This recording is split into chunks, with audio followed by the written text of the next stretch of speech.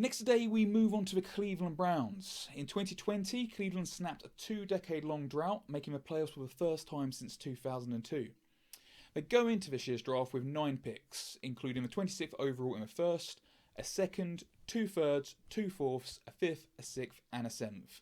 4 of these picks come from other teams, with none of their draft selections being compensatory. I won't go into the detail of all the trades that they've done, but safe to say they've been relatively busy in that regard. Now, the Browns are a team where it's hard to find a glaringly obvious area of weakness in their roster, thanks in part to the brilliant, relatively under-the-radar free agency period we've just had. While planning this video, I thought back to their issues in the secondary during 2020, where they gave up 31 passing touchdowns, which was 8th worst in the league, just behind the Bengals.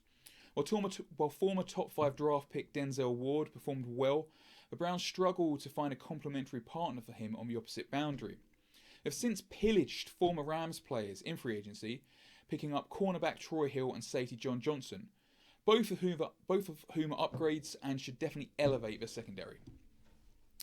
With concerns around the secondary somewhat negated, it leaves linebacker as the weakest unit on the Browns' defense. Although the team relied primarily on Garrett and Vernon to generate pressure on the quarterback, a standout stat is that no linebacker on the Browns roster racked up more than 1 sack during the 2020 season. This was partially due to play calling, with the Browns blitzing the third least of any team in the NFL. However, adding the personnel with a skill set to find the quarterback should shift this ratio. An on-the-ball, weak-side linebacker capable of generating pressure would be the ideal addition to this Browns team. Tulsa linebacker Zaven Collins would be the perfect fit at 26, possessing a complete skill set demonstrated in the 4 sacks, 4 interceptions and 54 tackles he racked up on his way to winning the Bronco Nagurski Award in 2020.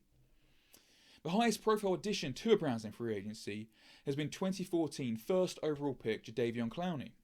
All things considered, I consider this a great piece of business. If they manage to replicate his Pro Bowl form of 3 seasons back, he'll be a bargain at only $8 million a year, which is $5 million less than the Titans were paying him last season. However, with that said, the last 2 seasons have suggested a player on the decline who's struggling with the accumulation of injuries over the last few years. Whichever way Clowney goes, an additional defensive end would add security, as either a backup should either start to go down, or a rotational piece to keep their starters at their freshest best.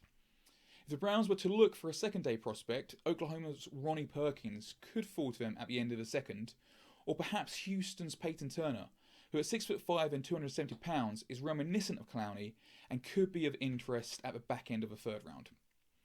A successful draft for the Browns would see them find a couple of upgrades for the defense and general depth from the best players available on the board elsewhere. And that's the Browns.